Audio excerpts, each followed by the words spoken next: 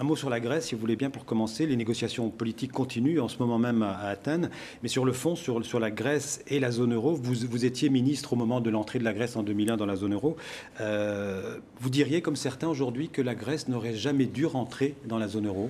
Si on regarde en tout cas les statistiques que l'on nous a présentées par la suite, c'est probablement ce qu'il faut dire. Vous ne saviez pas, vous ne connaissiez pas la situation? On a reçu en tout cas à l'époque des avis tant de la Commission européenne que de la Banque centrale européenne qui étaient tous positifs. Et les chiffres évidemment étaient positifs également. Mais les chiffres étaient faux.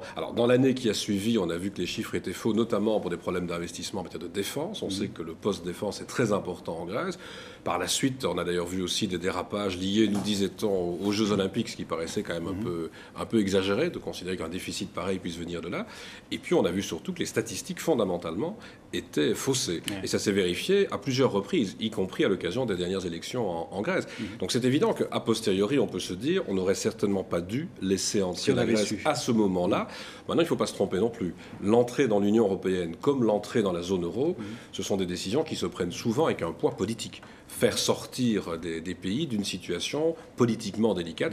Quand le mur est tombé, on a fait entrer des pays dans l'Union européenne, souvent sous la pression politique, les faire rentrer dans la démocratie, les faire rentrer dans une économie de marché. On a fait précéder la politique. Probablement, mais c'est toute la construction européenne, on en reparlera. Je pense que c'est probablement d'ailleurs une des solutions qui est devant nous, c'est encore de faire un pas en avant dans l'intégration. Probablement une des causes quand on va parfois trop vite. Ça a été le cas de l'élargissement par rapport à ce qu'on appelait l'approfondissement de l'Europe. Mais aujourd'hui, on voit bien qu'une des solutions, ce sera de nouveau d'accélérer la construction européenne. Oui, monsieur Renders, on a vécu donc une semaine un peu cruciale, chaotique, un peu chaude, oui, comme on dirait maintenant. Les Grecs, finalement, ont-ils eu raison de renoncer au référendum sur l'euro? En l'occurrence, le Premier ministre Georges Papandréou. Je crois que l'erreur, ça a été d'évoquer le référendum. Je veux être très clair.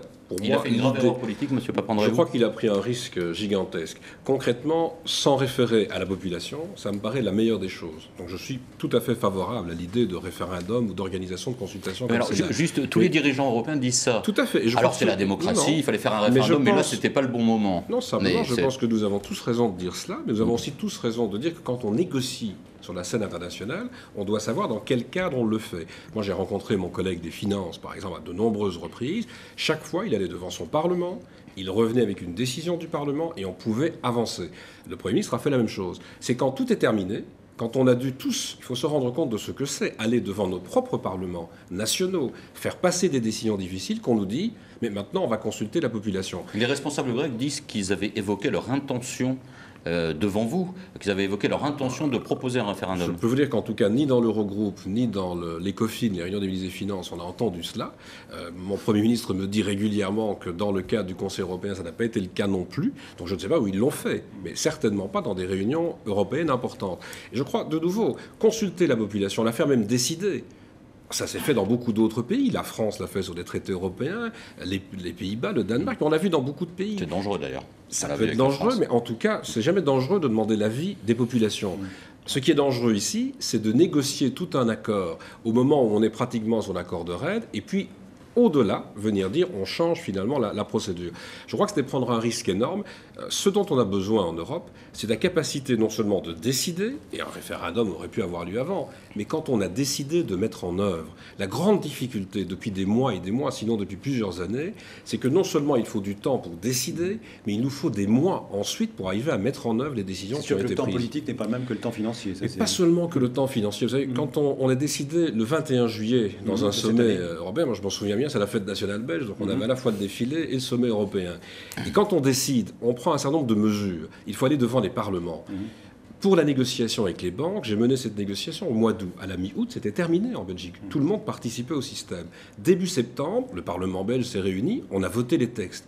Quand je vois qu'il a fallu attendre un mois et demi de plus pour que dans un certain nombre de pays, on procède de la même manière, c'est inacceptable, pas seulement pour les marchés, comme on le dit, pour la Grèce et pour l'ensemble de la zone euro comme de l'Union européenne.